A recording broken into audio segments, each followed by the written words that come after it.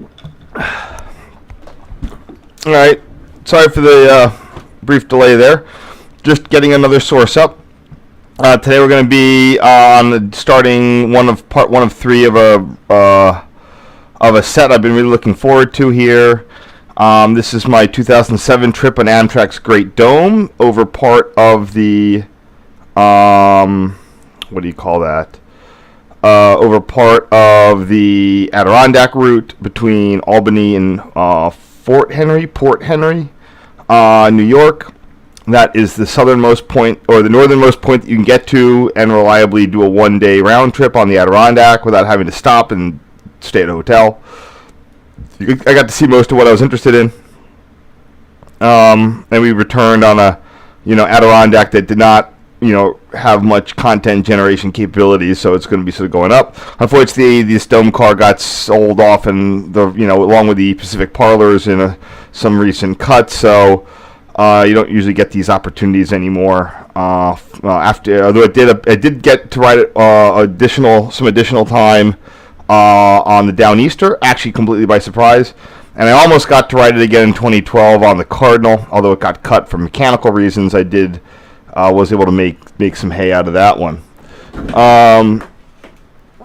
We're going to be starting here in a second, and I'll see how many things we do. So here we are starting off in Albany. So for this trip, I think at this time in 2010, I mentioned that I knew someone in Albany before, and I think your assumption would be that I would be taking this trip with them. That's a good guess, but this trip I was actually going to go out with some of my New York friends.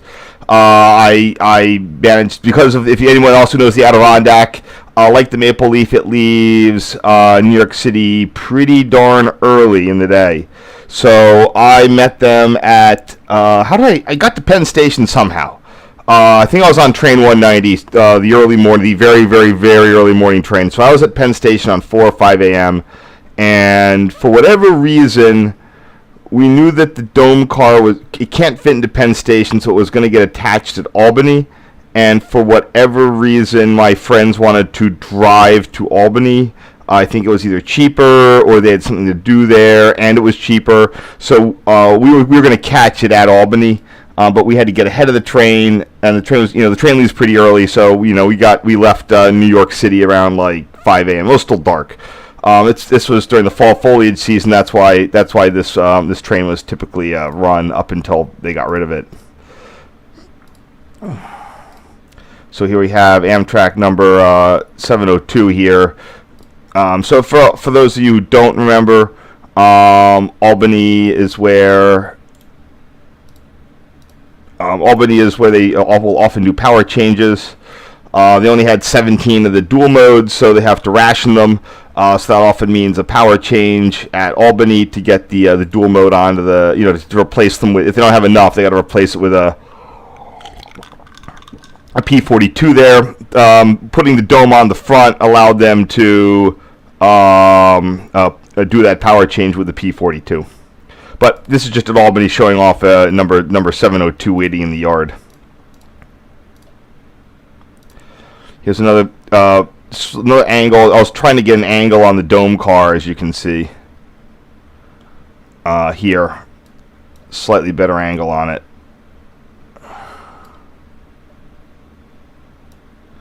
I'm trying to think of when this was when the Great Dome was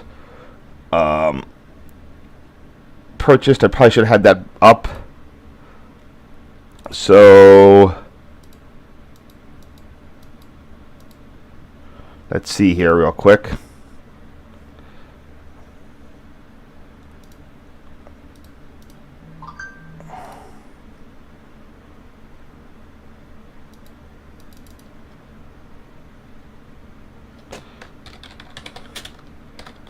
Come on.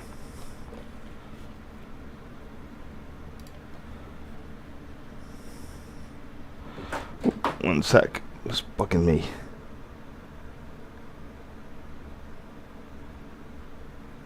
Anyway, sorry, 1 second. Just having the normal annoyances here.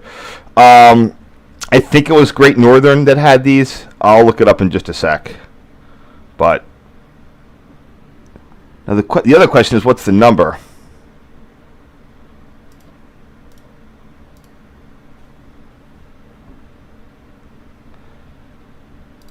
That's probably important.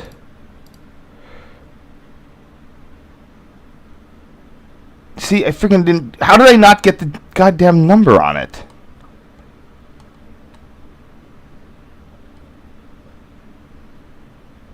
Alright, I'm going to have to fix this.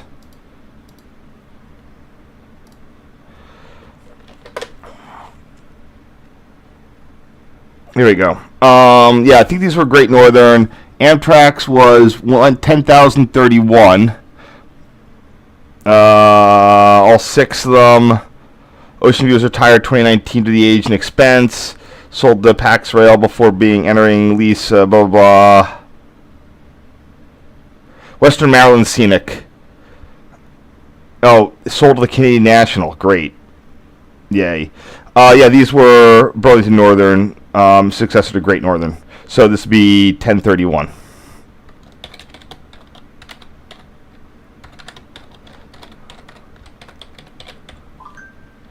That's why I again another good reason of why I am doing this sort of thing, to get my labeling dealt with.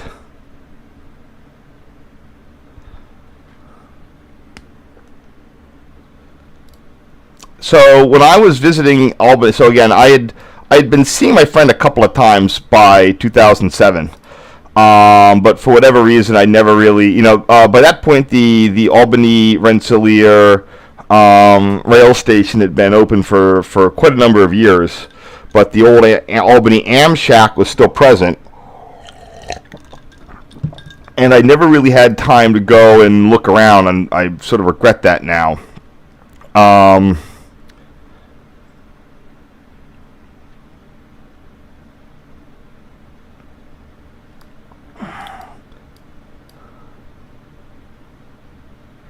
I can show you where it was. So it was demolished at some point, but Albany, along with Cleveland and a couple others, where, if you ever heard of the term Amtrak, I know a lot of people say, well, technically that's the little bus shelter they would put at small stations. Now, the Amtrak, the true Amtrak type passenger station, was the 70s one-story brown box that went up in a lot of major cities to replace what was a better station.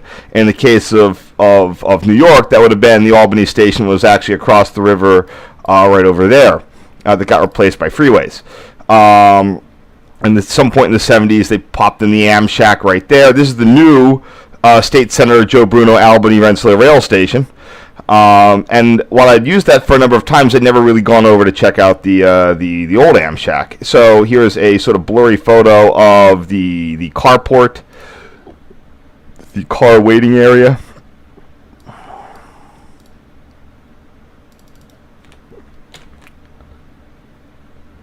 Probably just keep the same names. I can't believe that I didn't like Urbex this better. Like, I guess I didn't realize I didn't have a ton of time, but why didn't I look into this place? Maybe I was just sort of still shell-shocked from the constant anti-rail fan harassment that had been going on.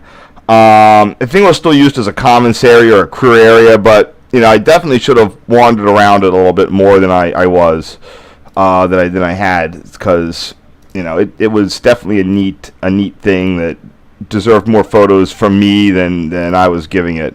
I think the first time I had been there in 2002 or 3, it had still been operational, but by now it was fully abandoned. And this is what I mean by, like, brown box.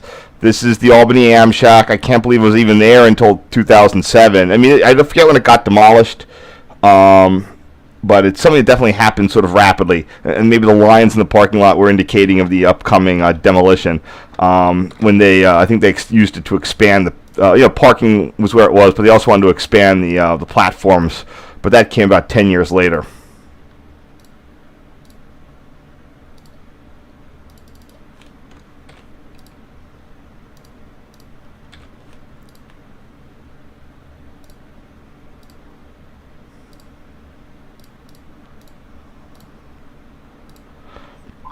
Not sure why I got this sort of lame brain photo, but like I didn't even go up and get a photo. I mean, I didn't have, like, I didn't have a, it was pre-digital, pre-phone camera, but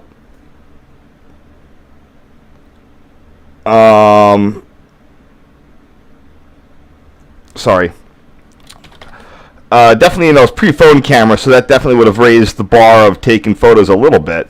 But I absolutely should have. Look, they got the pointless arrow and everything. I mean, this place was legit. And, I don't know how many Amshacks we have left. I think it's really down to, like, Cleveland. There might be another one. But I'm a sucker for, you've got to, I would even say, you've got to have a 70s Amtrak era station preserved as much as people might decry them. The 1970s Amtrak experience should definitely become like someone like an actual rail historical group should buy an authentic Amshack wherever they are, even if it's Cleveland, and turn into a historical thing with the pointless arrow and everything. If they can get period uniforms, it'd be amazing. Early Amtrak is something that does not have enough, was a really interesting period, and it does not have enough documentation or remembrance like it should. I've heard stories from people, you talk to people, you see things like the movies like The Silver Streak, that there was both a sign of there was both decay going on from the older age, but there was a lot of optimism. Amtrak was trying new routes. It was pre-Reagan, so there was still they were still trying. You were still under labor costs. Weren't quite as high. The host railroads weren't as efficient as they were, so they could still provide a lot of services. There was still a lot of stuff that Amtrak could rely on to keep its trains running better. It had a lot of leftover equipment, a lot of interesting equipment. So it's just a period of time that really doesn't get enough appreciation from modern riders. Except for maybe they have some interesting equipment, especially on some of the diesels they're using GG1s or whatnot. So here's the old CP142 as seen from the the State Senator Joe Bruno Albany at Rensselaer Rail Station. With the approaching Adirondack Train, you can definitely see how early it is. I think that this is about 7-8 o'clock. So to get from New York to Albany by 7-8 o'clock tells you how early the Adirondack leaves. And I know I can go look it up. I just don't feel like it. You can see here now the neatest thing that I keep forgetting I have is that I have I have the Albany Division interlocking charts now. So I know that is the 5 switch that's reversed here in the interlocking for it to cross over. Oh my God, this is just my whatchamacallits are so my old labeling is just so bad. I have to try to figure something out here.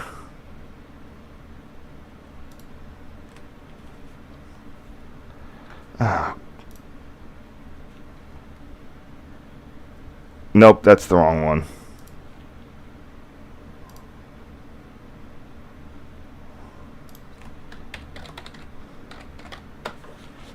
Oh, I could have just also looked at my signaling thing. Hudson Line.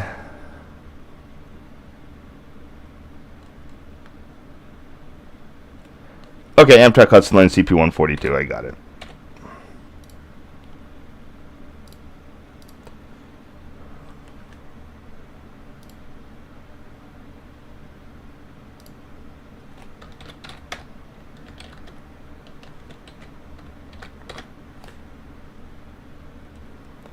That worked.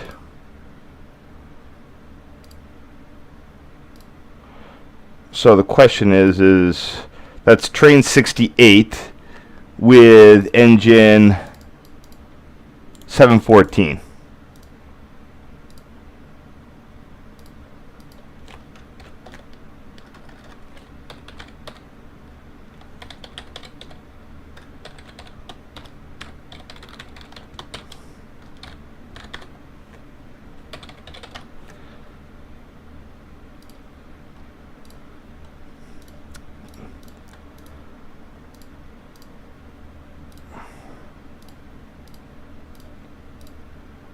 the windows here in the Albany Rensselaer concourse are a little tinted. Here we have train 68 taking that diverging move over the 5 switch.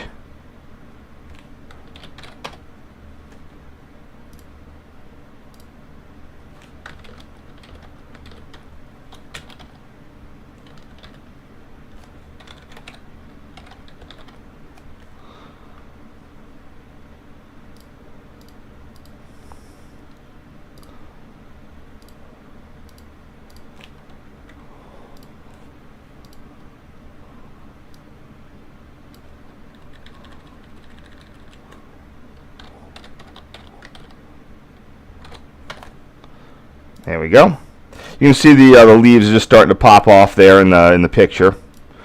The date on this is 11/10. So I'd be up here. Oh, I was involved with this because it was around the Veterans Day weekend.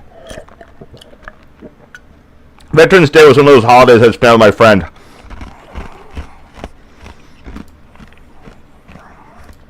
Oh, this photo's not great. Did I even save this one? Bet I didn't. See, I said that was 717, but it was 714. Yeah, I even got the number wrong. I didn't even save this one.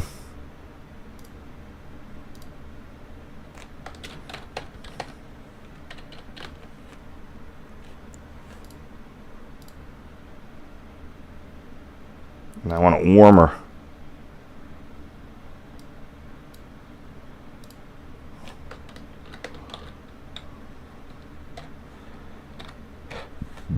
There we go. Yeah, it's better.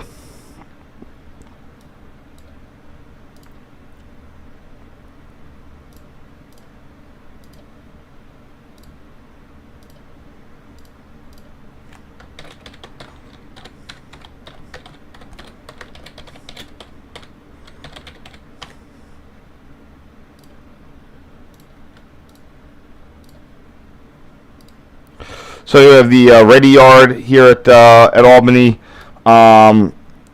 This is before it was resignaled. I believe that's actually yeah, that's a real switch. Oh yeah, that's right. There's the famous. So you can see the old platforms here. It had one side platform, one island, low level. One of the interesting things is this stick dwarf here on the low level platform. I should do a blog post on stick dwarfs. You know, no, really, I'm not kidding. I'm gonna do that. That's just I've been lacking for content, so I'm gonna definitely do something on stick dwarfs.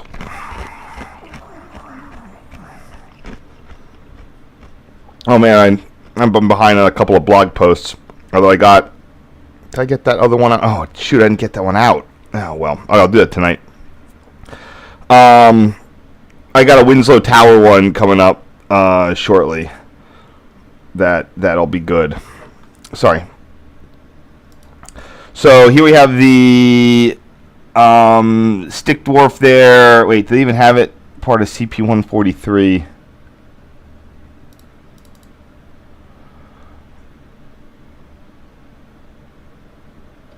Oh, that's right. I need to go to CP143.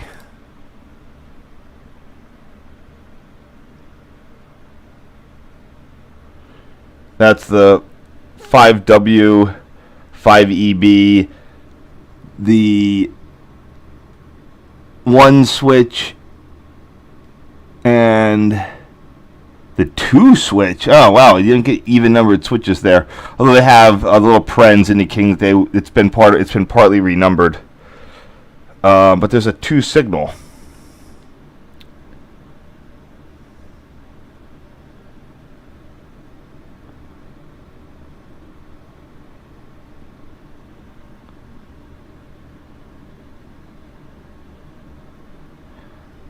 This is really weird.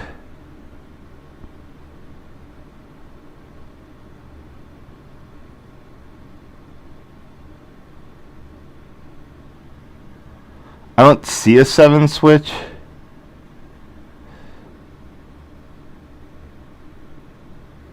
So I'm just going to call that the 7 switch. No 3 signal. Yeah, something's really wrong with this number plate.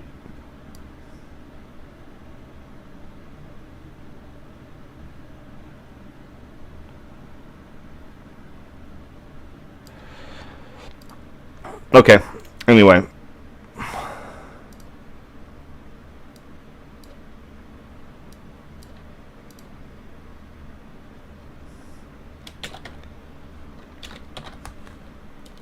So in the yard we have 702 and 716.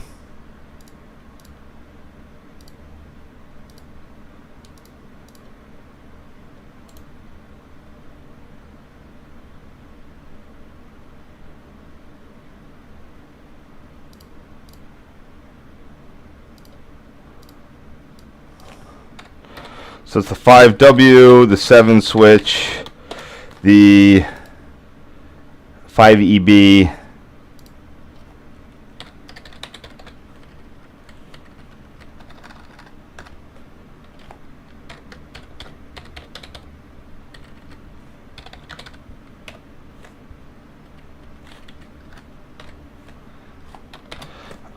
that other one there on number 1 track is going to be the what does that say? The 2W? Alright. Oh, shoot.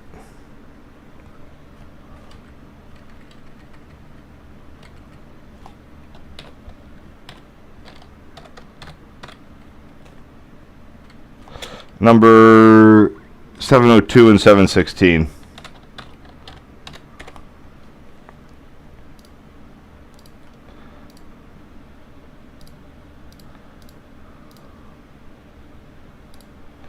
So we got on the so we weren't entirely sure of how the dome was going to work. When they've done it, sometimes they will usually get people into the train. It will be closed. Well, it doesn't matter anymore, but it's often closed. And then they'll open it, and there'll be just this free for all, like throwing bows. I forget if they. I think that's what we did, but I'm not entirely sure. I feel like we just went in. I feel like it was open initially, but I don't think they wanted to do a ticket collection in it. But we got in there pretty quick, but not immediately. So I'm betting that they opened it after they did a ticket sweep.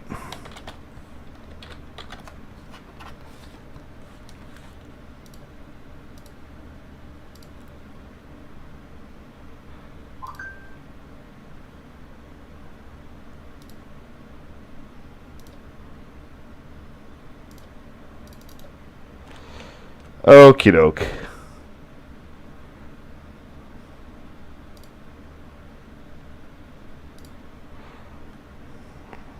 So again, that's the old low-level island platform. When in the period of time immediately before the new station was opened, Albany was by far the busiest low-level. What was it? So I know Chicago has low-level platforms, but maybe it was like the Chicago. It was in the Northeast region. It was like the busiest station with like low-level platforms. But I know that Chicago, would count that as low-level.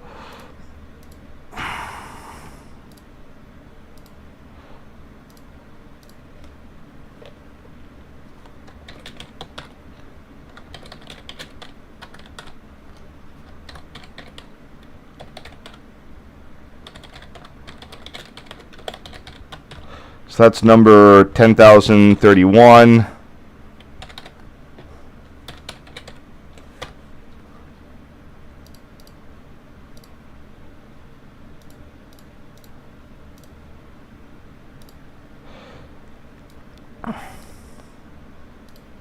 There's another stick dwarf there on CP143, so I guess I had 2 of them.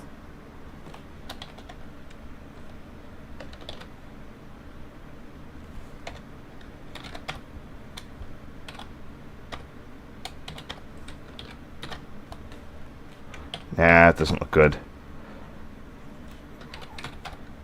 Yeah, that's better.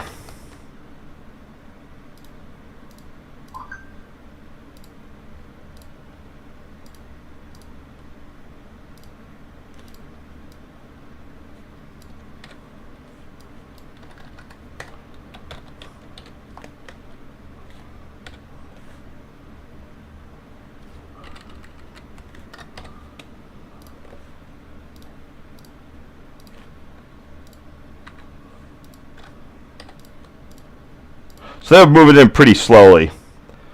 Let me get one more crop in here. I can trim these sides just a little bit. There's some stuff there. You can see CP143 there under the bridge. The actual the relay hut for that. CP142 and 40. The whole terminal was controlled from the operator at the Livingston Avenue Bridge. This was primarily an Amtrak operation. So even though Conrail/CSX, they were technically owning the railroad and dealing with it, the easiest way that they could like get load off their own dispatchers was to put all this under the control of the operator at Livingston Avenue. Livingston Avenue Bridge closed. Livingston Avenue Bridge eventually closed when Amtrak finally leased the whole Hudson line and assumed a dispatch authority for it.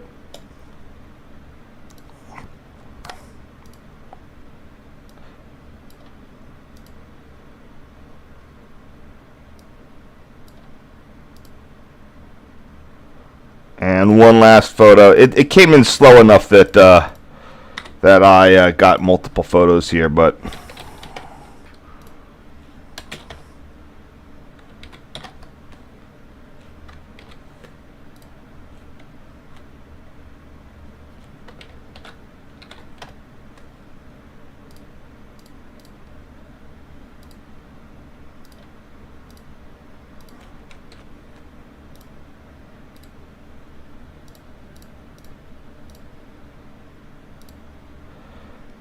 oh, looks like I got one more.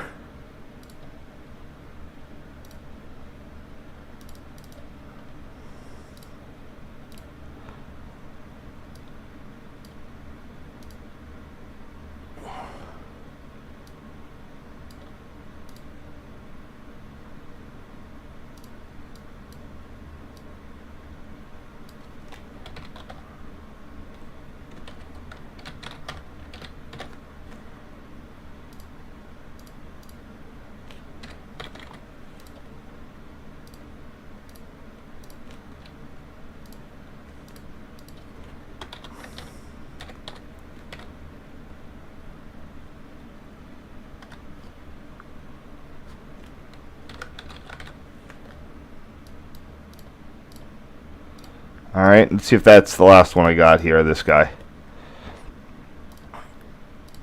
Oh, there we go. So now we have are now in the dome. So that's my buddy Will D and Amanda. Amanda has married my friend Alex, who was also with us on the trip. I'm pretty sure Alex was there. Will D now has a job with Patco. He's one of their he's become one of the I wouldn't say managers in a super. He manages something over there. He's done pretty well for himself from starting from rail fan going into getting your industry job. He's doing a bang up job over at Patco. I don't mean banging cars together. He went up through dispatching, sort of basically managing. He became like the head dispatcher or something over there.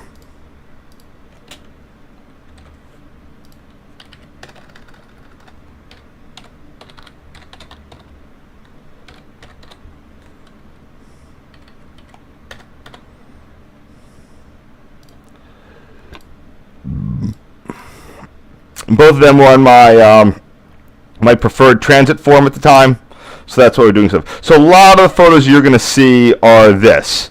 The center part of the dome window was opaque, so we had to use these sort of side shots. And then the other problem was because it was at the front of the train.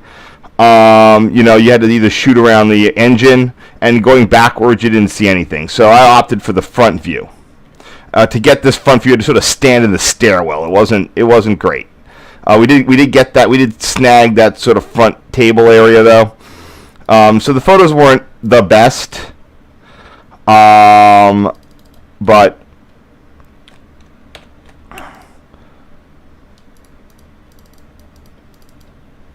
so the neat part is you can still see a few things. So this is going to be CP146 is that you can just see it ahead. So I can lump this into into being a CP146 photo.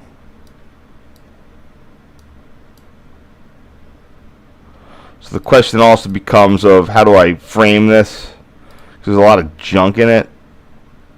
Like, what if I did that and then oops, and that, and brought this? Oh, damn it! And then brought that down a little bit. So you can just kind of see where CP146 is. I'm sure I can get rid of all this, I can get rid of this red here. There it goes. That's much better.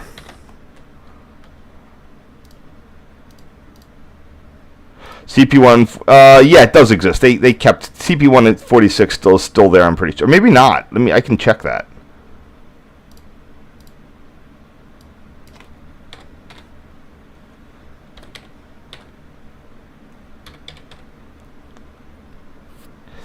The other important question is, what the hell is the engine on our train?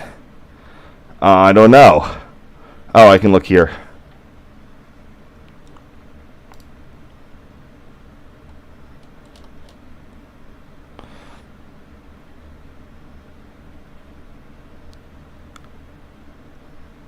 Oh, come on. You've got to be kidding me. No, I know I have it in a video. But like, if I didn't get a damn picture of the engine, a picture of the engine number, oh my God, what was I thinking? I have to open a video on this now. I hate that.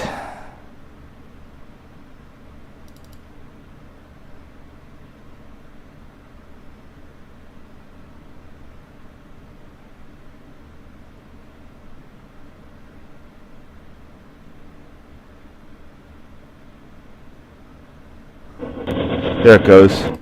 97.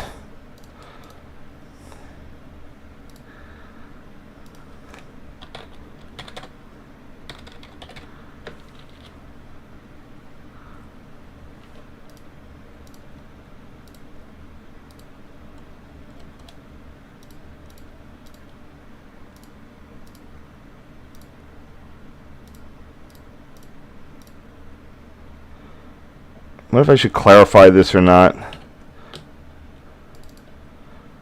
I hate this filter is dangerous.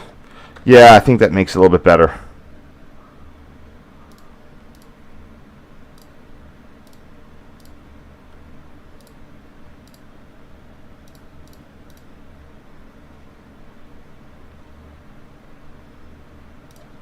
So we have another photo, of course. Is this CP97?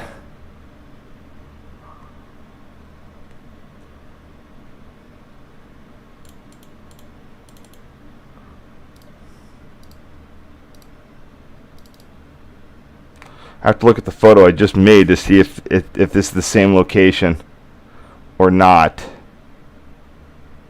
I believe it is, but I can also look on the map.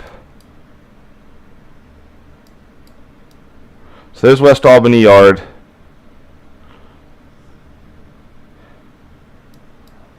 There is CP146. It is still there. They've now redouble tracked this line. It's now 110 miles an hour. It looks like that is the correct thing. So I'm verifying that in this photo, that's the little roady thing there. So what I wanted to verify is this is still at CP146.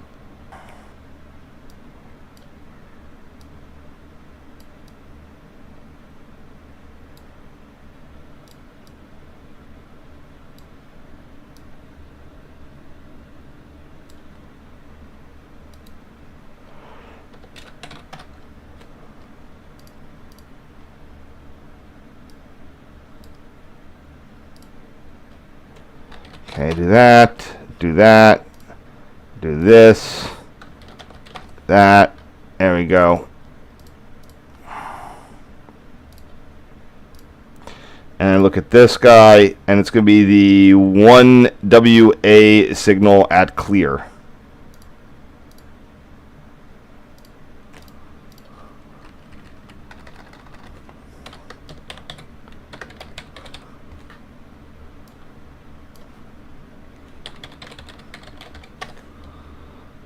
you go.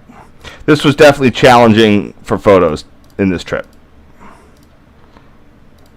And here we have the 1E. This one's a little bit better.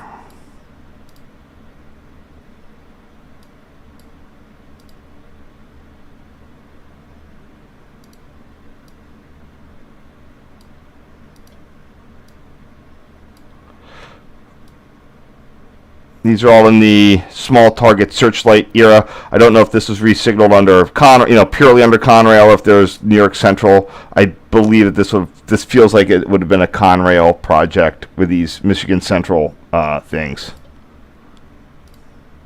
Fortunately, these Conrail era interlocking sheets don't really tell me like the older sheets do, when all the information about when the signals went in.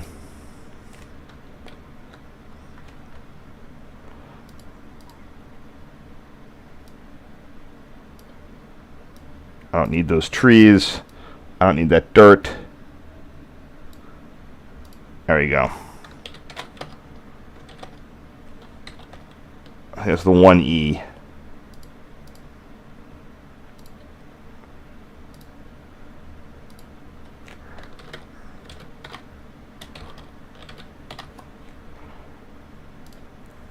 This thing was like my only photos of CP-146.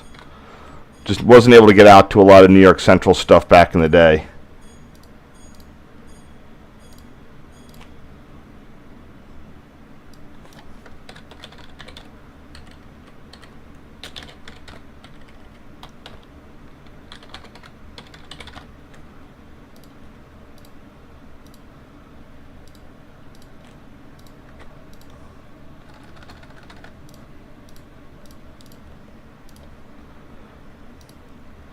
Last of this specific set here is this intermediate, which I hope that I looked up. I should have been able to.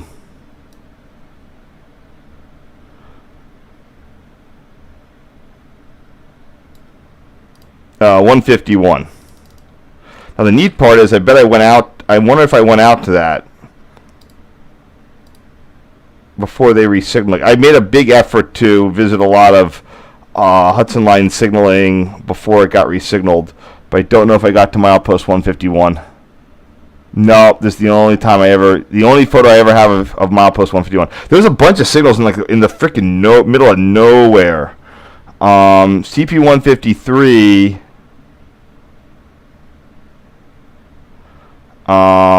It was right at a crossing. So that one was easy, but 151 I think was in the... Oh, well, I mean, there's a bridge there. I probably could have made an effort. So that's 146.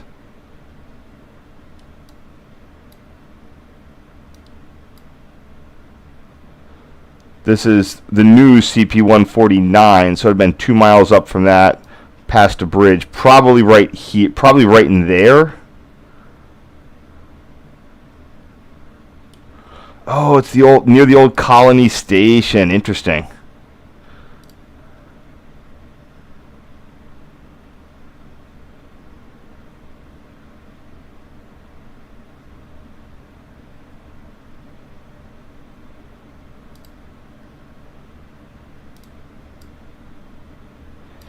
Interesting.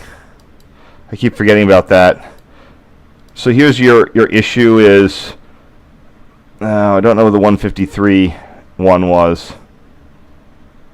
I think the 153 one was there.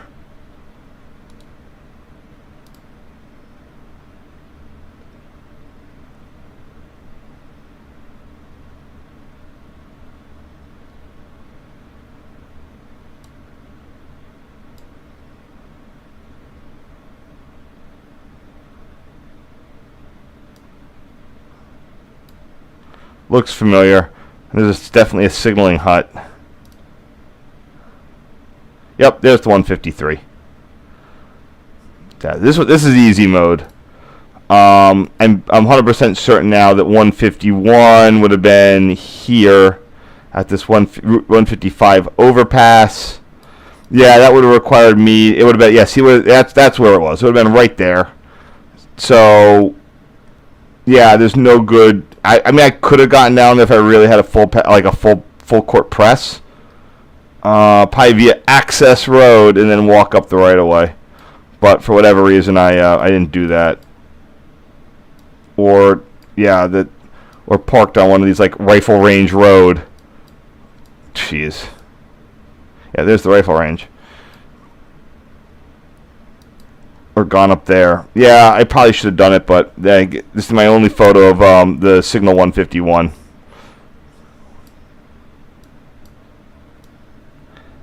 I guess at this point I was trying to see if I could do if rear-facing ones would be better.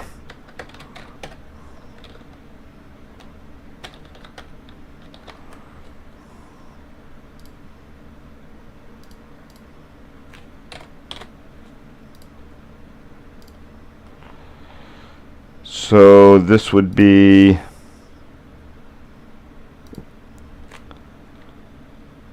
151E.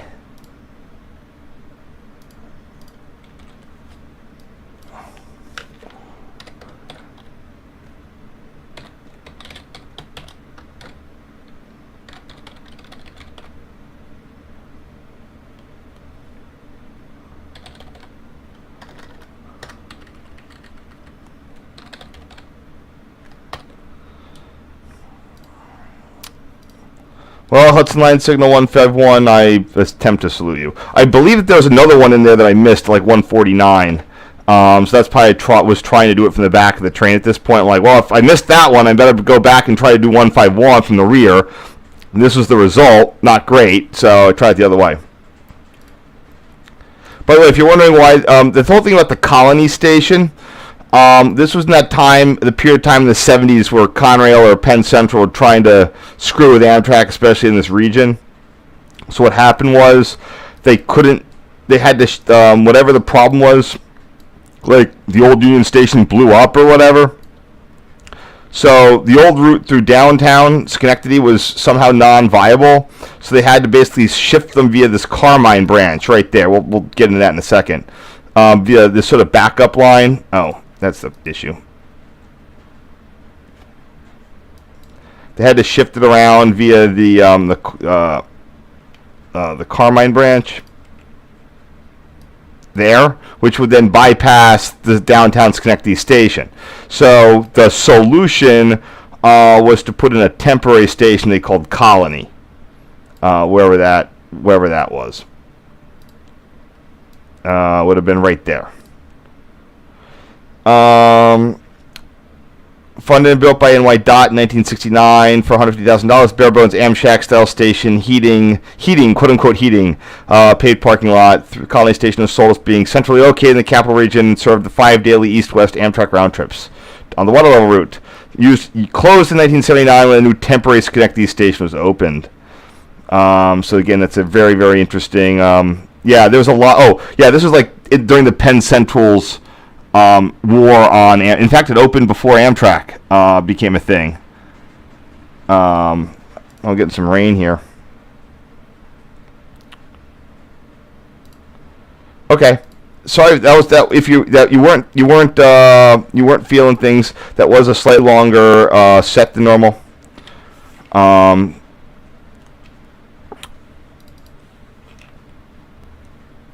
I wanted to just do the Amtrak stuff today, but we're going to be verging into the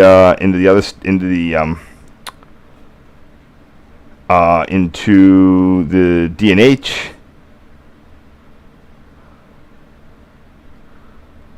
So we'll see how far we can go. I might just do another. If I do 12, how many am I going to have to do the next 2 weeks?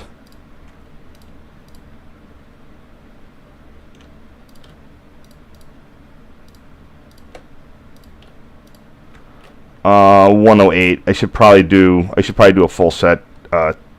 48 today.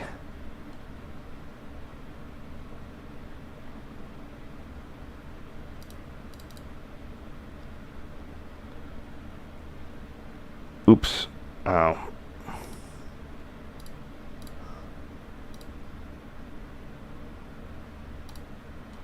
Well, I'll do another 12 here, and then we'll see where we're at for time-wise.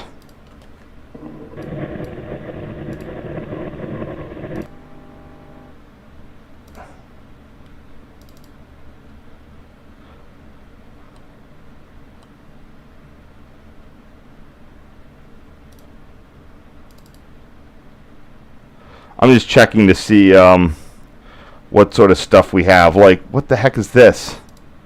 I know it's Lake Champlain, but like it's not a great photo. So maybe I'll have cuts that I can get through.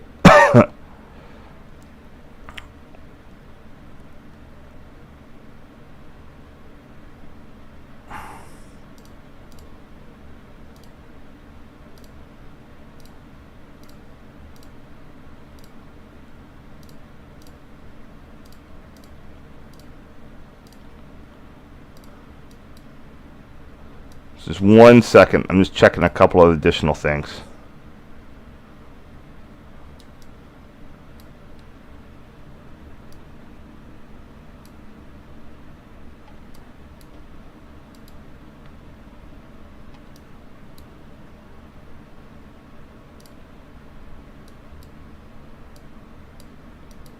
Okay, sorry about that. Let's see if anybody has any chat messages. I guess not. All right, moving on. This is a nice one. I actually was able to get out to the signal. This is the signal at CP157. So at not CP157, milepost 157. At CP156, that's your junction with the Carmine branch and also the start of effectively double track through Schenectady. This is then going to be, so you have the CP156. And then you have one intermediate between CP156 and CP159. That's at the east end of the Schenectady station, and this is that intermediate.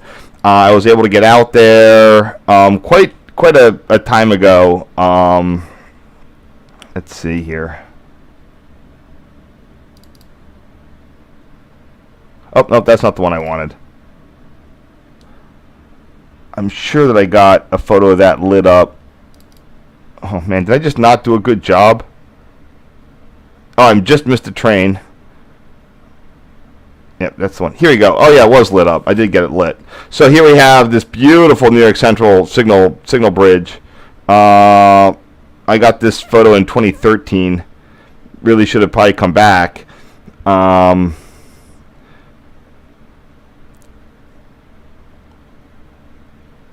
in, I didn't take quite the care in the photos that I should have. Got it nicely lit up though. Got the feeds going. Yeah, I didn't like get in there and get the wow. I didn't go in and get the full what on it. All the individual heads and masts. So that's dumb. Yeah, I definitely had 3 more years to go get photos of this, and I just chose not to. Oh well.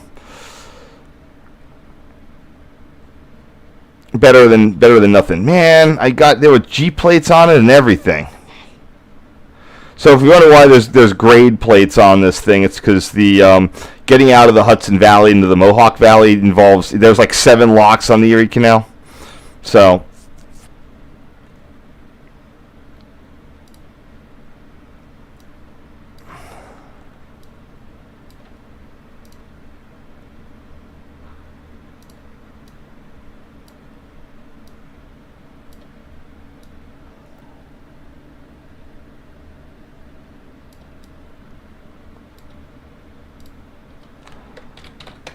So after I tried to do the rear, I realized that was kind of a bummer. So I shifted back to the front, and I got this nice photo of the approach medium here at the milepost 157 signal bridge. Man, I really should have gone back. I just sort of crossed it off my list. I wasn't aware of how bad I had done with this.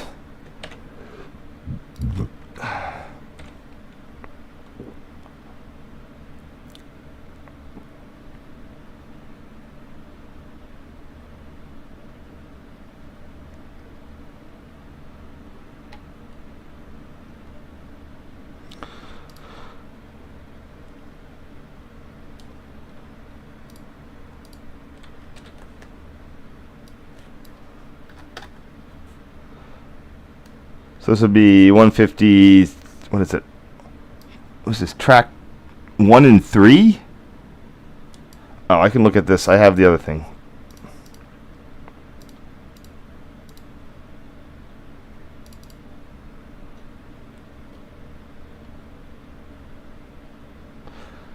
Yes, 1E. Yeah, so the siding is track 3. Oh, because New York Central. So it's 1E approach medium, 3E approach.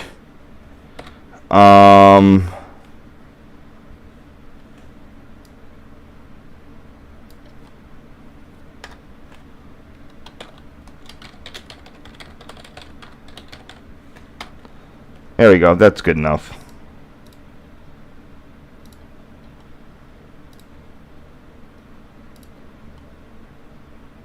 Yeah, I was doing a lot of cleanup work when they were doing the resignaling, and for whatever reason, I just crossed I crossed milepost 157 off my list, and I really shouldn't have. Looks like I could have sworn I did a lot more work on it than looks like I actually did.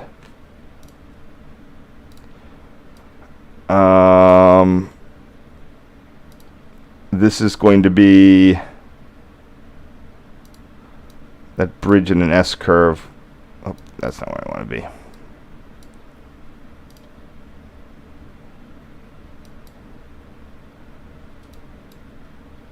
So somewhere right. Okay, I got to check where mileposts are.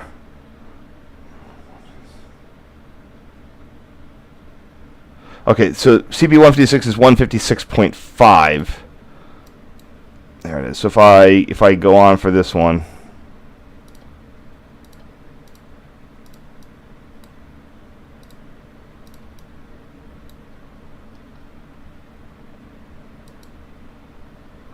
is it this bridge that it's at? Wait, no, because that signal bridge is sort of like in here.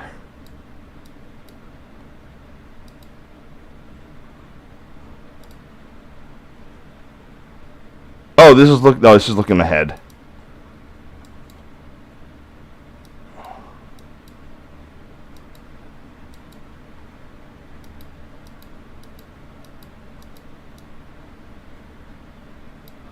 Huh.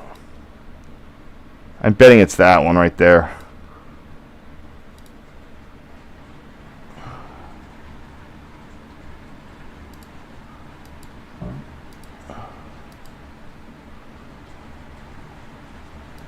Whoa, it's getting some rain outside. Oh, you're right. I can't see the signal bridge because it doesn't exist anymore. I'm trying to figure out, like, where did I go down to see that? Oh, it would have been right there. Yeah, so the old signal bridge was, like, right in there. About 1.4 miles. That makes sense. And I think that what I'm seeing is this bridge here at 2.1 miles. So that's going to be 158.6. And that's going to be the Congress Street Bridge.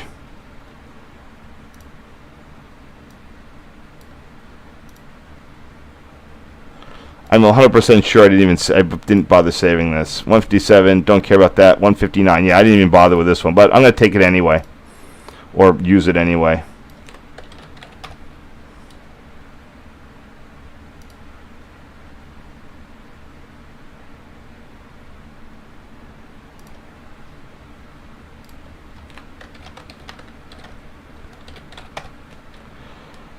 So 158.6. Hudson Line. I'll post 158.6.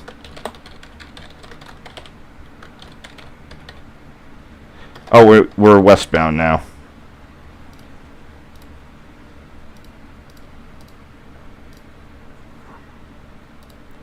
And this is a really nice picture of CP 159. I've been out there a little bit recently. CP 159 with the signal bridge. There was a beautiful NY Central Tower here back in the day. Really interesting signal setup. But This is definitely would have been something that was part of that.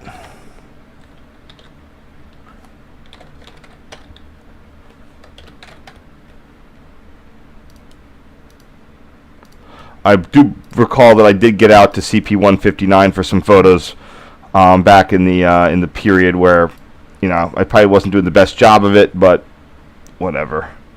CP160. Maybe I didn't get CP159 photos.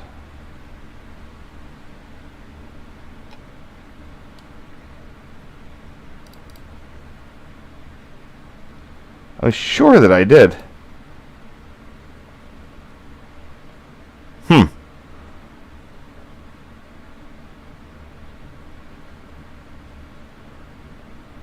Or if I did, maybe I just mislabeled them.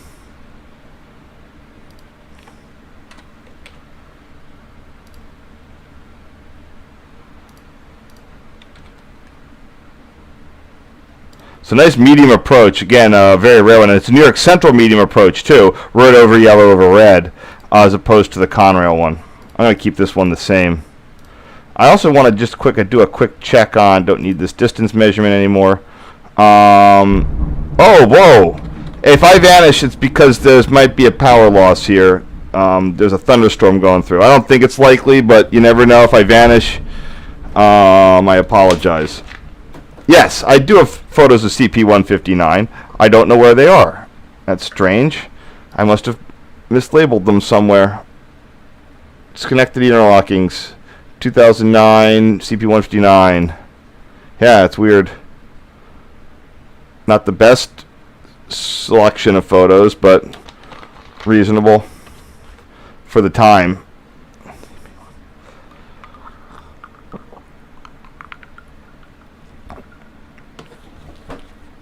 This was definitely something else I should have tried to visit, but I had limited time on all these trips and did the best I could.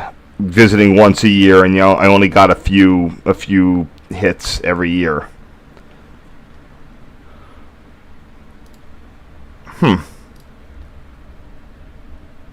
Oh, I just put them under CP159 instead of Hudson Line CP1. These are all mislabeled. No wonder. Okay, fair enough. Good to know.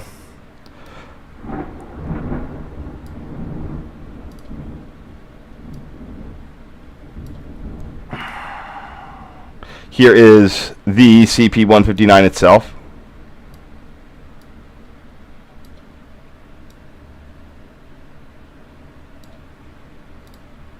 If anyone was interested, trying to find the Schenectady thing. Buffalo, Rensselaer.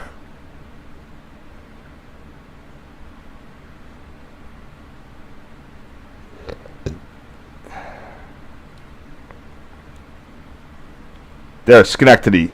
Signaling Station 8. Yeah, I had a really neat GRS push-button type machine.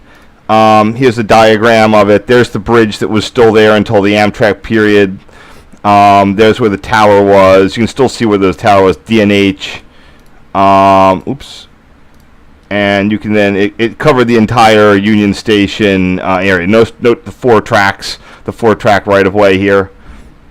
Yeah, this was definitely replaced by Conrail at some point, or probably even Penn Central. Penn Central probably went through and like, screw this noise, and then put in whatever was left. I need to figure out what the deal with the station is in Schenectady.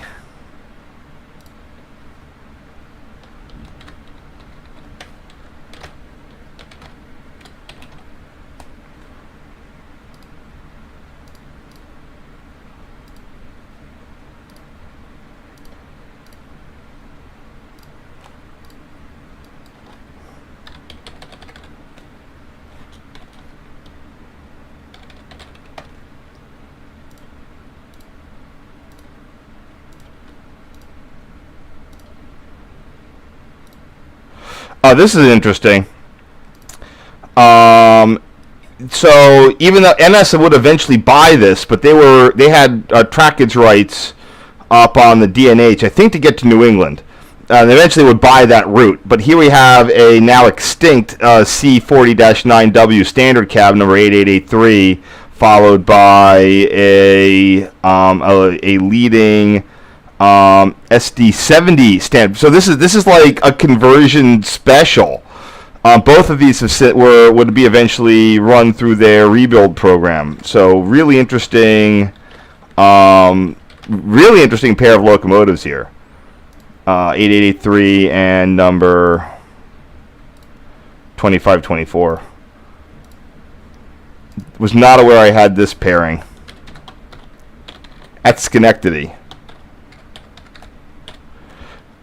which is something I need to then be able to spell. There it is.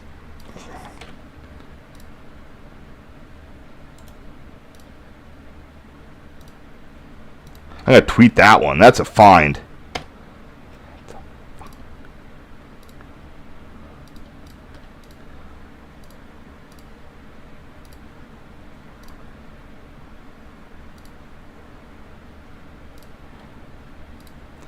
And number 2524's cab. Definitely want to hit that with the clarify. There we go. These were a bunch of these were built were assembled from kits at Altoona Works, just at the tail end of the Conrail era. I believe that Conrail even painted them. Whoa! Even painted them blue.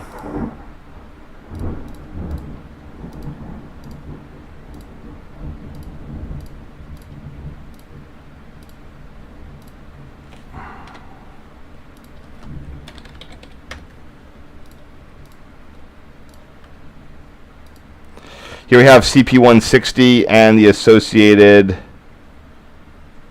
1W mast. I do have photos of this. The clouds are very nice, but I don't know how much I actually need them.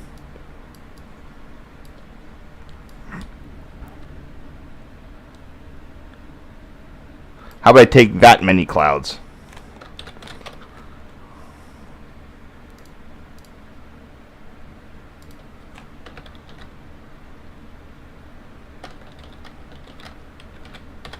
Nice. That looks good.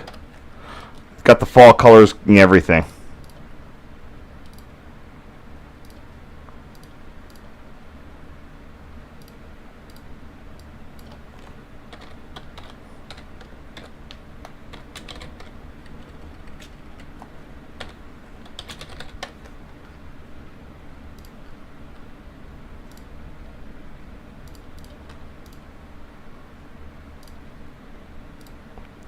And here we have the rear of the 1W mast with some nice fall colored trees behind it and what might be the power supply for CP160.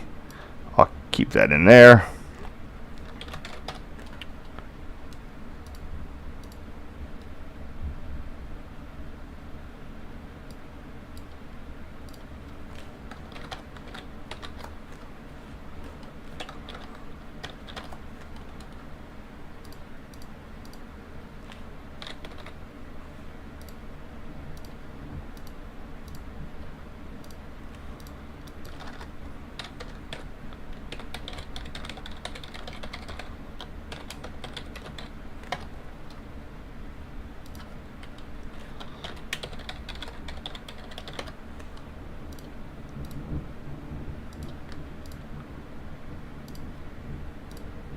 And the truss bridge at CP160. So we are now at CP160. We are going on to the D&H. So the way that this would work, we are on main track 3 or controlled siding 3. At this point in time, the line was single tracked all the way to CP169. Today it's double tracked to a point slightly beyond CP160. I think it's CP161. But in this case, you would directly just sort of go on to the D&H. So I'll show you how this works. So you come in, there's CP159. That's where the tower used to be. Here's the Union Station area. There's the new Union Station. The DNH could use it, but so you can see where the extra platform bits are. That's where, again, this is the end of the platform you just saw, and that's where it would go 2 double-track bridges, and today there's just 2 single-track, but back in that point, this would be just a crossover, and then this would just go straight out to the DNH, towards the DNH. Now, I don't know why it's showing that switch sort of in the reverse position. Maybe there was a double-track siding there, but that is no longer the case, and that's CPF 485, if you're wondering.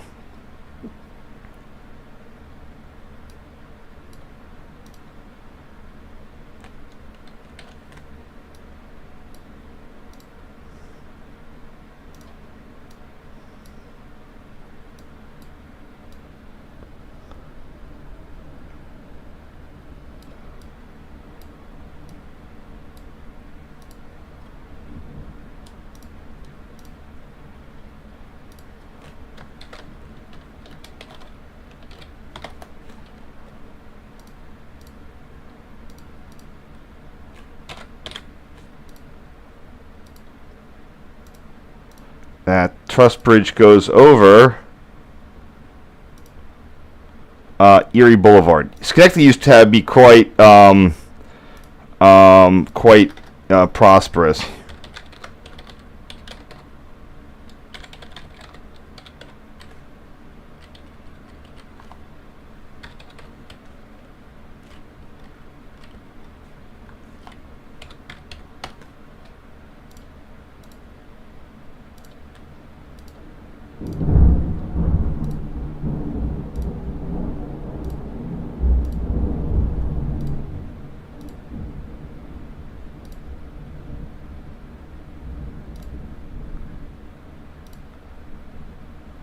And we're on the DNH. I just want to check this quick of how I'm going to be dealing with this. Do I have a DNH section?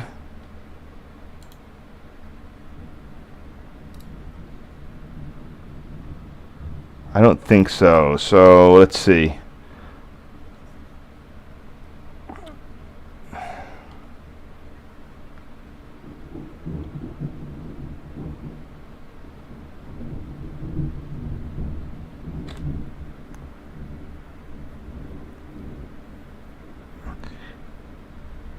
Alright, looks like we're good.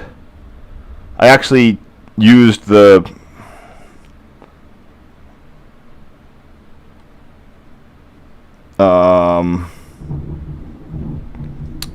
stuff that I had from this one in future things, so this sort of set the standard. Where I remembered to do it.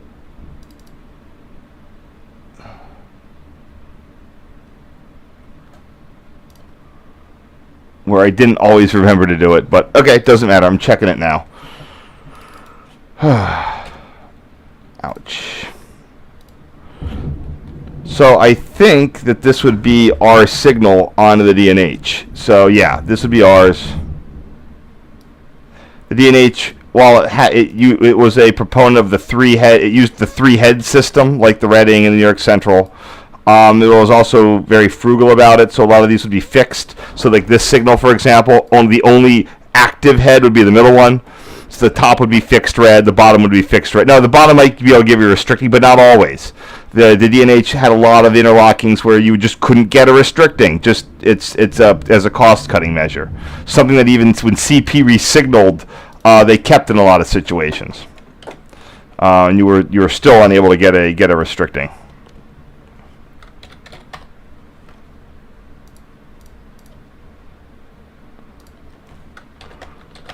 So you have to get talk past anytime there's an issue in the next block. You have to get a permission pass stop.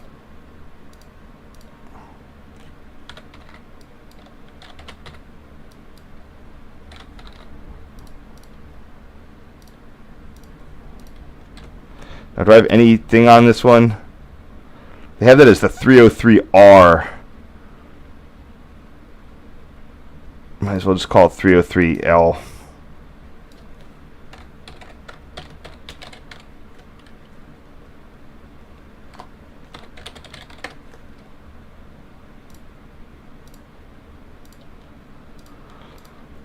Well, I am now off interlocking sheets. Oh, and this would be the 303. I guess the 303R.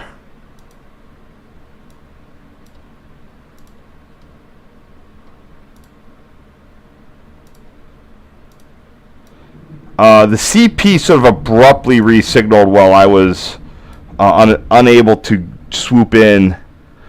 Or, no, I mean, I swooped as much as I possibly could. But I was not, again, this is just one of those in-city interlockings tended to have, in Schenectady, even though Chris's, my friend's grandmother was in town. I just didn't, they weren't on a lot of my radar. Schenectady was kind of whatever. Actually, he freaking lived in town for a while.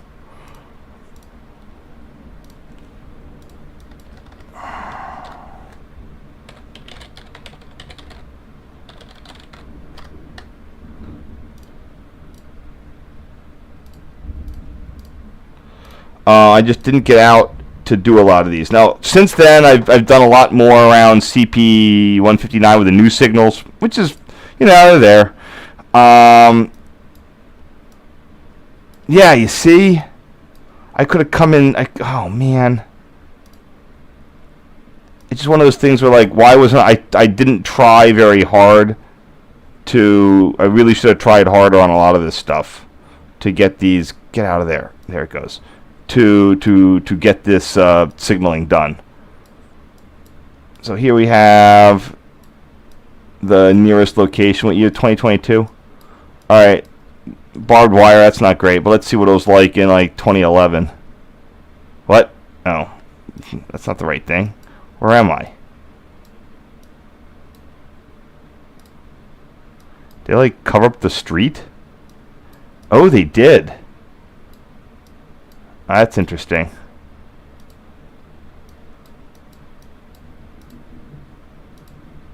So I think that's part of the problem was that it was on a viaduct through town. Yeah, they closed this little bridge.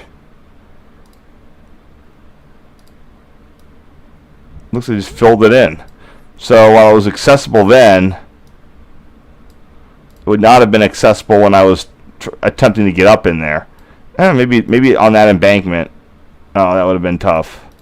That embankment was quite difficult. Let's go under the bridge, see what we have.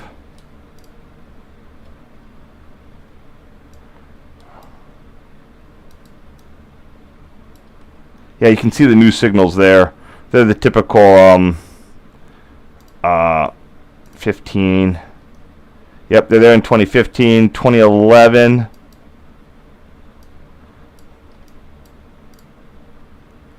Yeah, I guess it would have sort of been go up in there to get up there. Yep, probably should have put more effort into it, but I was also there in the winter when there was no vegetation, so you couldn't really hide to get the photos. And the re-signaling happened quite quickly, and when I was only coming up there once a year. So anyway, continuing on, here we have the remains of the old Alco plant. These are completely gone. It's now, well, that bit of it I think might still be there.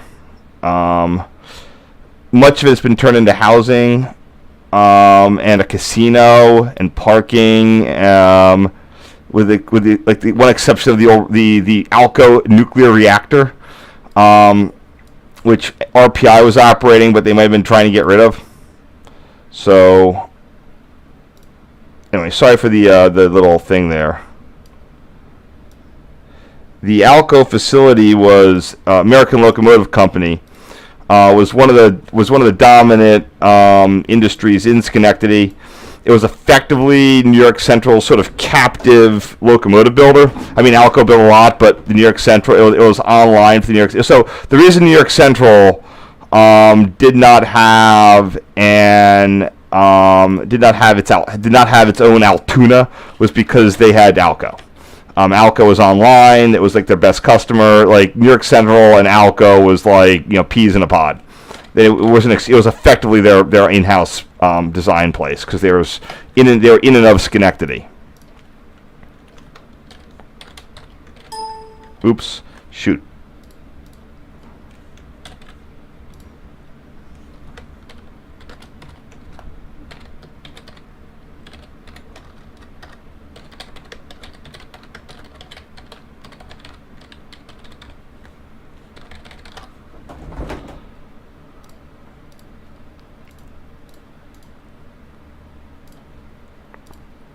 What are we at here?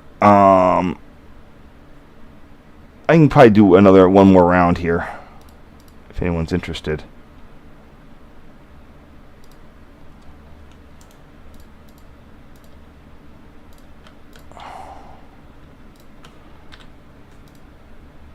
What does that get me up to?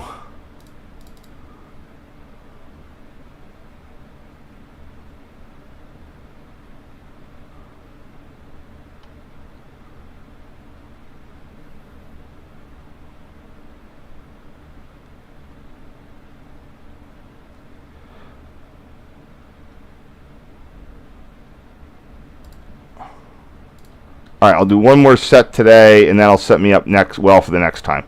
So let's just see if there's any comments. Nope, just no it's stuff, but at least people are watching. Well, thank you all for watching.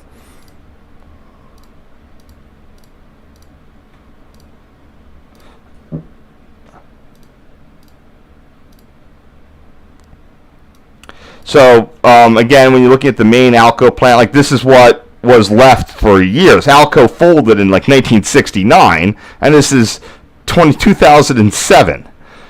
That's 10, 20, 30, what is it? 38 years, and it's still an industrial carcass in Schenectady. So you can see why the city was so hot to turn into a casino. It had been doing nothing. Schenectady is really doing well for itself, like really well. Capital region, but like it's got like multiple breweries. You can do like a brewery walk. The downtown is great. Everything's rebuilt. A lot of food. A lot of people coming in. They had a program for resettling. I think it was some sort of refugee thing where they basically were giving them like lots, and they've done that was like 20 years ago. And the economic revitalization. My friend lived there briefly in 2008, and it's nice. It was nice. It was coming around then, and since 2008, it has absolutely exploded. This is another reason I say, like, high housing prices in more traditional cities is good. Otherwise, no one would have given Schenectady a second look. And it is absolutely doing a fantastic job. So if you're coming by, go downtown. It's really good.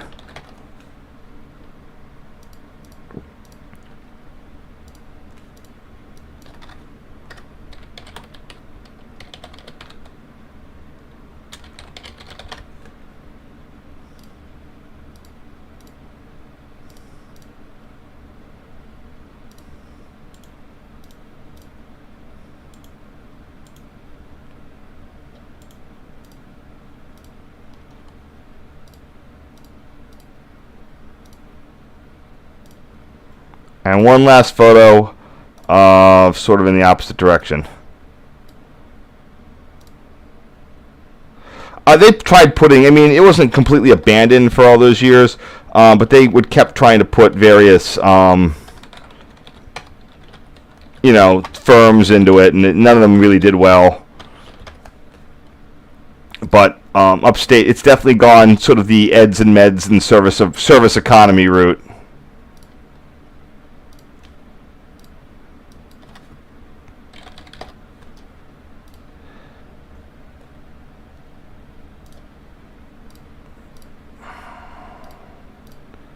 So here is something coming up I'm not sure exactly how I'm going to handle.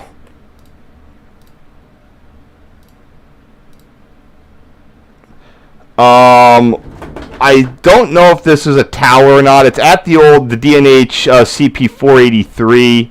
It's been demolished. It was secured pretty well, so I couldn't really urbex it when I went by there. Nice roof. Bay window makes me... It's just one of those things that looks like it's the size of a crew office, but the bay window makes me think... So where this is at the the D&H Mohawk Yard. So D&H would snake past the Alco plant, crosses the river there, and then you have the D&H's Mohawk Yard. This is currently operated by CP. There's not much really there. You can see the foundation of this building. It was re-signaled in,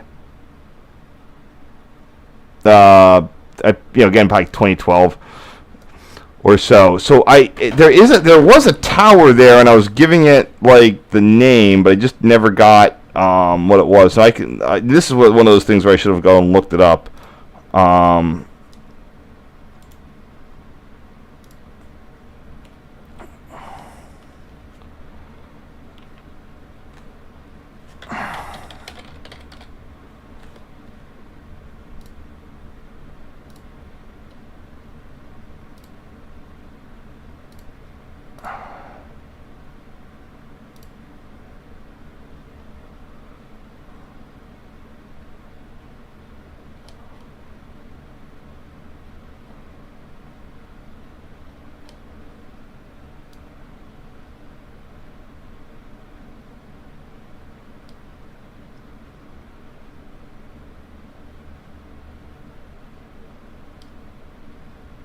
Oh, I do have photos from that signal.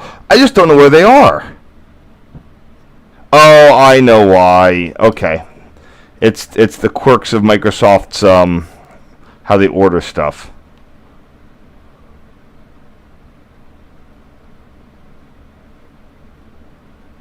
Okay, here's what I'm going to do. I'm going to go to my photo search and look for CPF 483, and I can find where they are in here. CPF 483.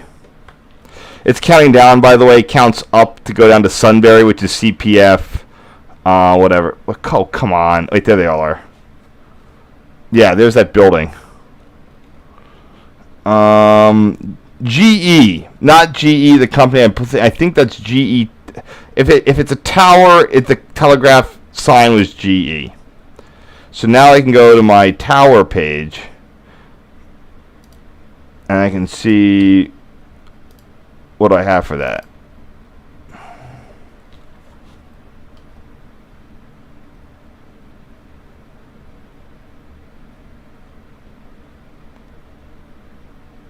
There you go. With a nice snow there.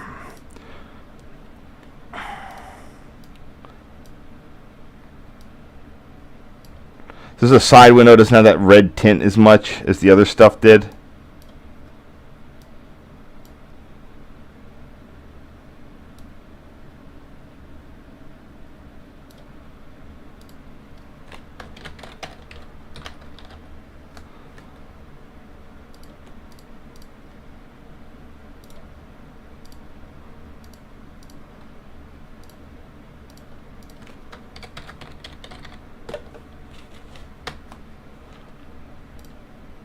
I don't know if that's really the tower, but it's close enough. There was a tower there or something that had the telegraph call of GE. So now we're heading out on the D&H now. So this part of the D&H, so at one point the Guilford Rail System, we all love them, they purchased the entire, or they were running in Delaware Hudson. This was at the time where they finagled their freight main line that ran from Maine somewhere, like Brunswick, Maine, all the way to Sunbury, Pennsylvania. I've mentioned this before.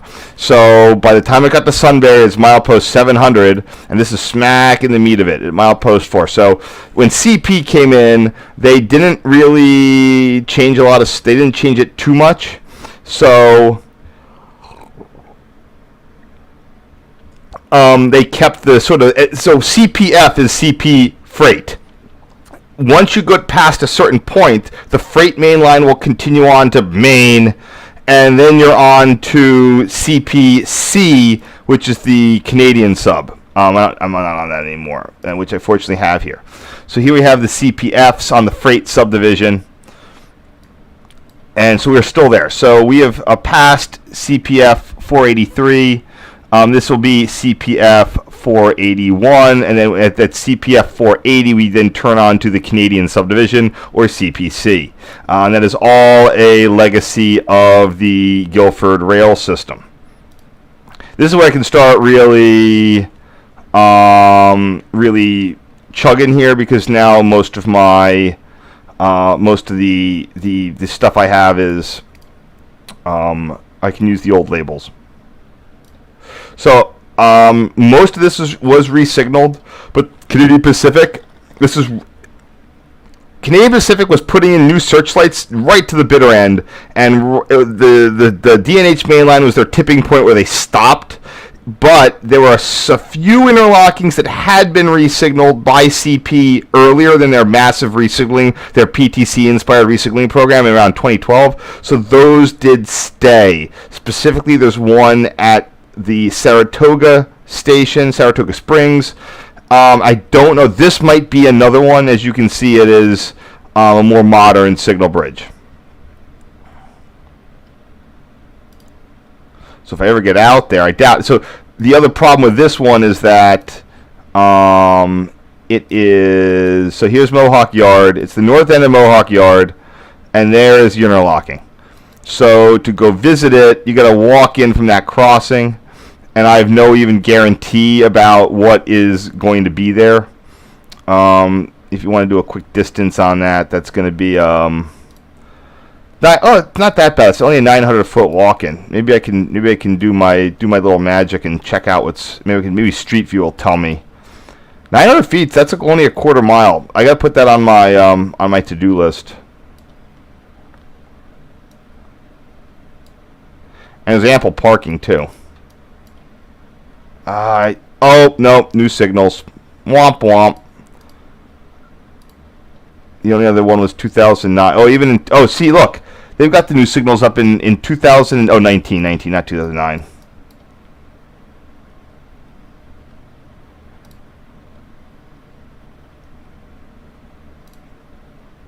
Yeah, in 2007 you don't have the resolution. So the interesting bit is that I don't think that had...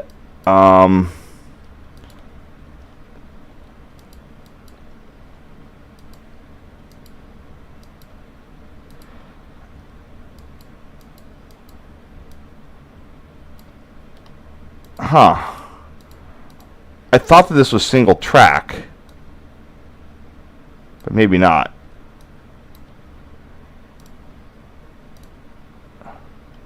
Nope, it's 2-track. Okay. Anyway, that was the end of the yard, and it's only on. It's only on one of the tracks, not both of them. So, yep, that's been re-signaled. So take that off the list.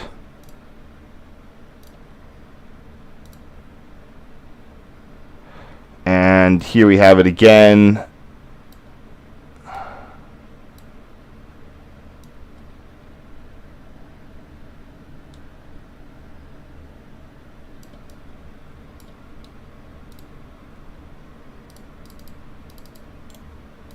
So you can see that this has the searchlights, the unilenses.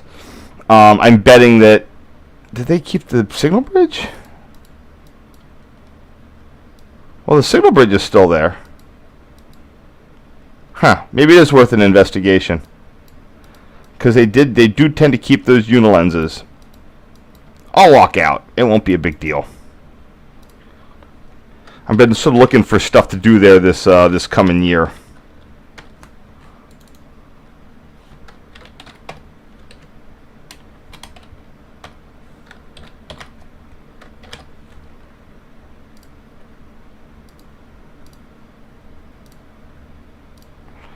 And maybe I will redo these.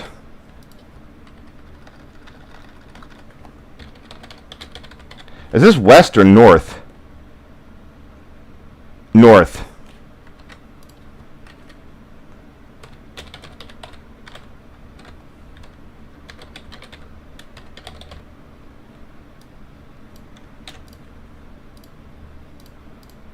And then this one would just be the normal one.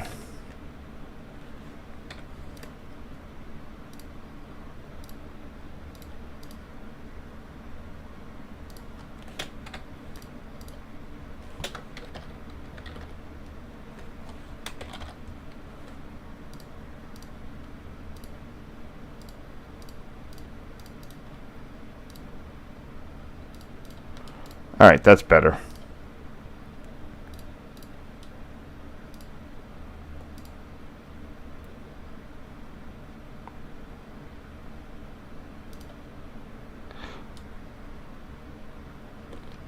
So this is interesting. I had this labeled as CPF 481, but it's actually the CPF 43 southbound mast that I could see from that original photo.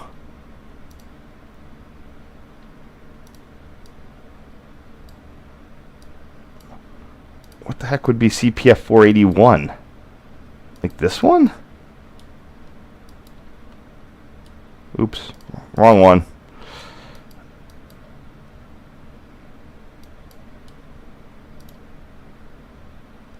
CPF 480. There is no 481. Oh, it's all 481, not 483. 483 is the other thing. Okay. Yep. I was wrong. So, yeah, it'll be interesting to see. It looks like this one was re-signaled, but I don't know about the signal bridge. If that was, it looks like the old signal bridge is there. So we'll have to see what the deal is with the signals that were on it. See, where they did install these new unilenses, they've tended to keep them, even though there are a lot of problems with unilenses, with the bulbs and the brightness and the other stuff.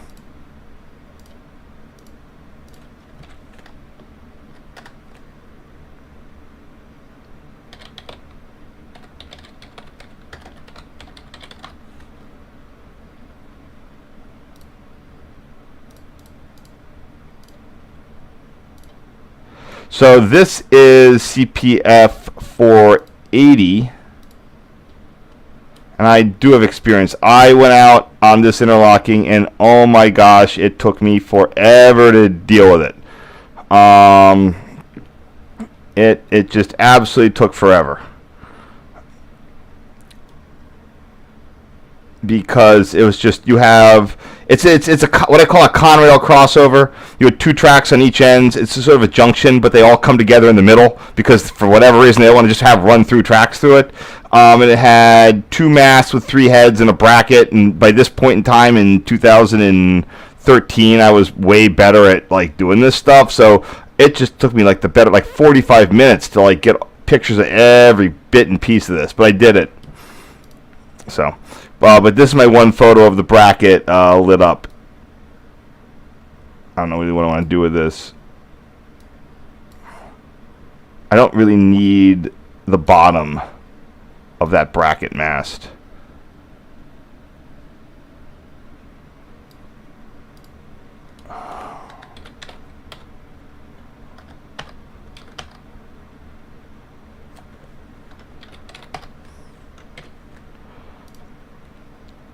So these are all approach lit.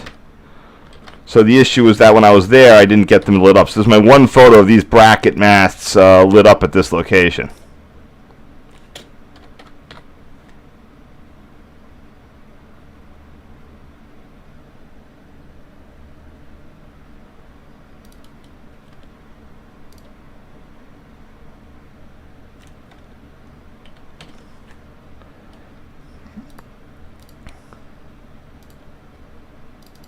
Ugh. Wait, this isn't CPC 24. This is CPF 480. Oh, man. Or is it? Wait.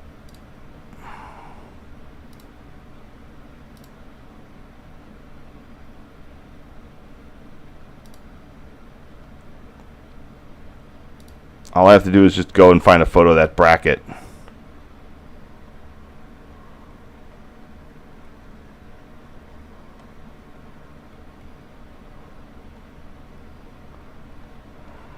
Yeah, that's it. It's 100% it.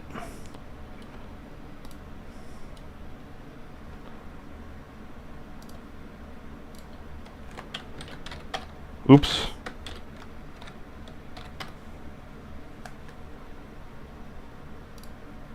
Oops.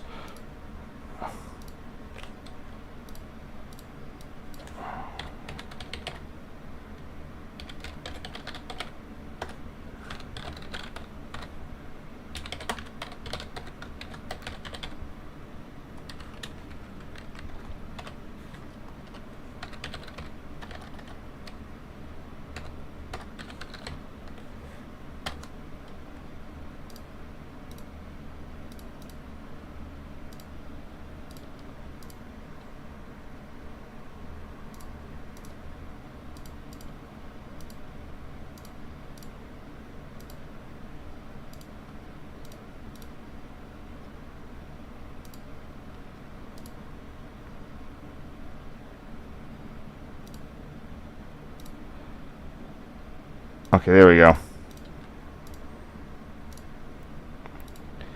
And this one is going to be a little bit more. I think that this is going to be the next interlocking, the CPC. So there's this big junction here. So at this point, you have the freight main line is that track there. So he's going off that way. Then you have this other junction right here at CPC 24. So I'm pretty sure that that is going to be. So I don't think I ever got out to CPC 24. But this definitely looks like. Let's see, we have a curve there. Huh. Maybe it is this one here. Well, good news is I can tell.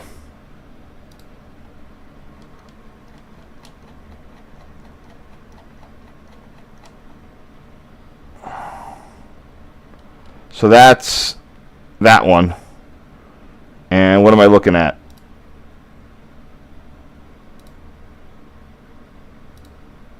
Yeah, that's the same one. So this is still CPF 430, for whatever 8.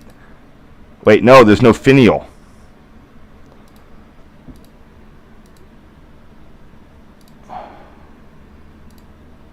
But it looks like the same. Yeah, this is absolutely the same signal. Even though there's a finial, the finial on this one is new. I think there's like 2 bullet holes right there and there. Someone stole the finial between 2007 and 2013, and there are 2 bullet holes. Wow, it's crazy how much this signal is just degraded from terms of from a rust paint point of view. But this is still CPF 480.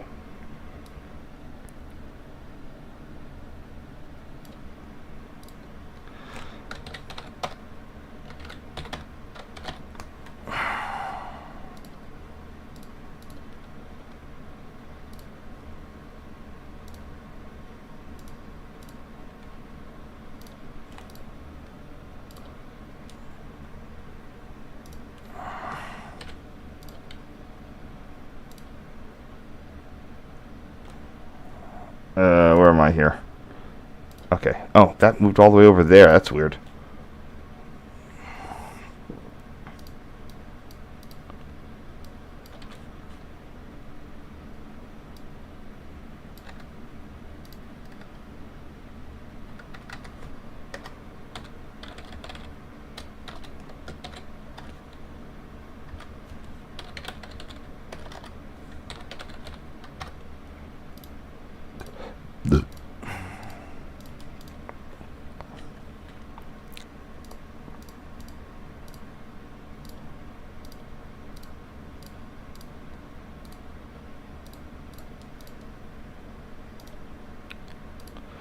All right, now we're at CPC 24. See, I bet I mislabeled a ton of these. So I put this as CPC 31 when it's CPC 24. Oh man, this whole thing is ridiculously mislabeled. I just gotta get to the Canadian sub. Here we go. CPC 24 junction Canadian connector sub. CPC 31 is the one I think that I actually visited. Gravel place. What is this? DH. Wait, where do I even put this?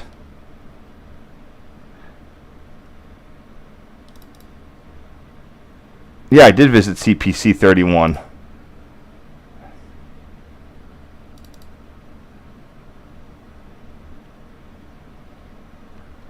And that looks nothing like that.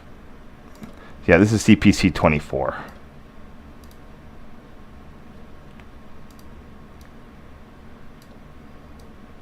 But you can see how hard it was, even with this dome cause. Like, yeah, I got a rail fan view. It was very difficult to get photos from the dome.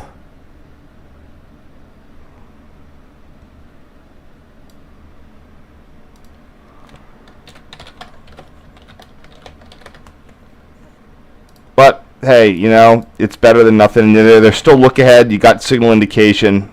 Still good stuff. DH main, CPC 24.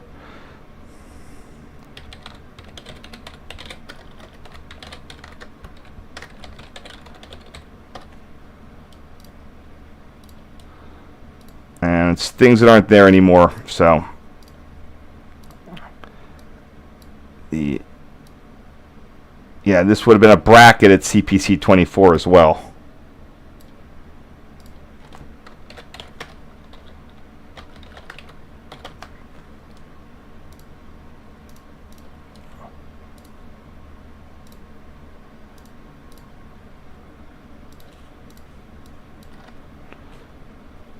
Although I'm not 100% sure about that.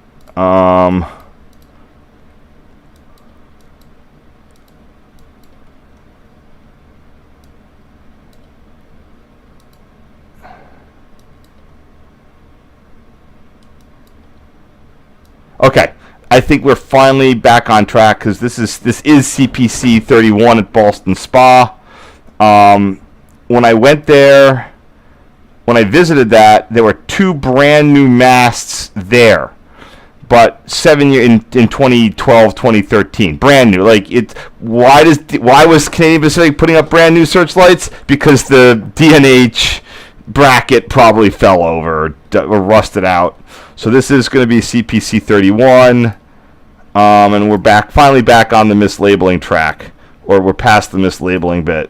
There we go.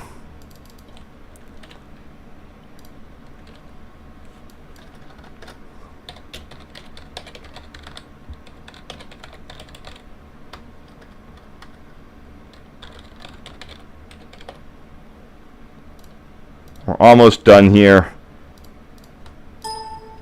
Yes, come on.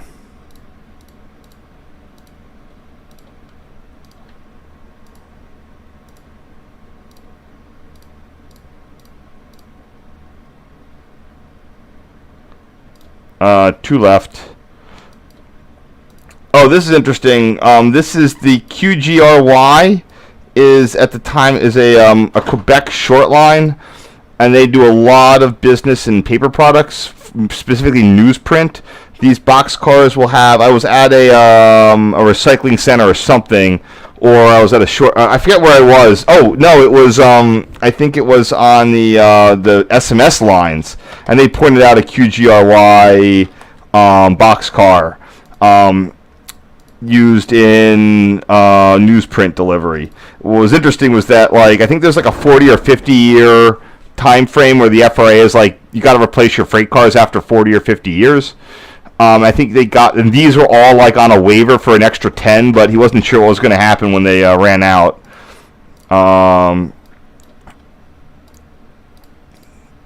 There's a bunch of cars that way, specifically box cars. All right, I didn't even save this one. QGRY 80510. I don't know.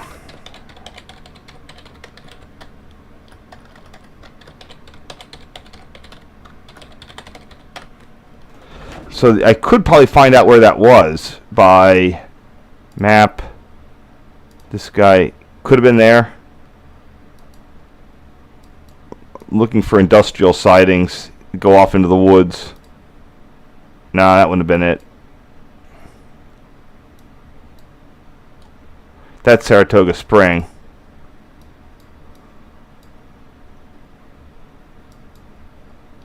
Maybe it would be that one. Could be part of like just car storage. Alright, I'll just change the thing to Boston Spa.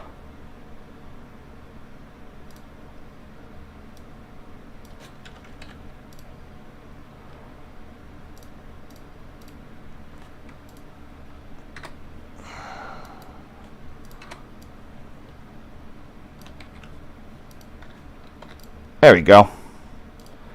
And last one. Where is this going to be? See, I had all these like weird. I had this at. Oh yeah, CPC. This is the end of that siding at the Boston Saw thing. Okay. CPC 31, CPC 33. Oh man, that one was actually accessible too. Fook. Well, I mean, I did a lot of these things. This was sort of, again, one of those things where it's sort of way up there, and by the time I had a good opportunity, I was out of luck. But I didn't realize that that one was right off the railroad there.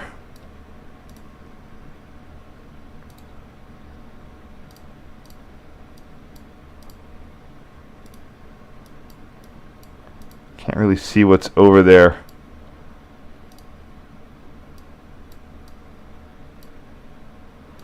Yeah, but this stuff was all gone by like 2000 and yeah, I can see the new signal back there. It was all gone by 2012. So I did the best I could. I see them now of that one is clearly one that I could have reached, but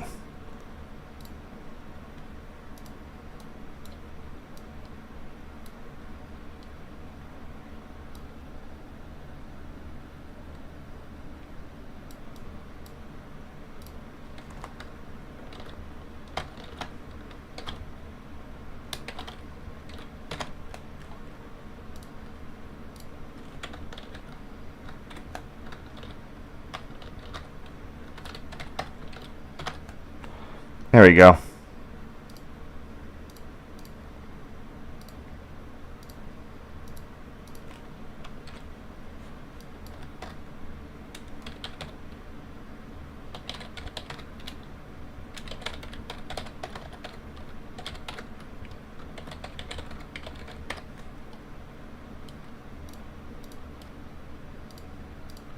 All right, and that's it. Yay, we finished. Thank you very much. Learned a lot today. Cleared up a lot of problems I had with my original sort of sort and found some neat stuff. So thank you very much. I don't know when the next one's going to be. I'm going to do the best I can of scheduling it, but it might not be for a bit. But we'll see. Probably around Labor Day. So thank you so much, and I hope you have a great rest of your day and your week. Any questions? No questions? All right, laters. There we go.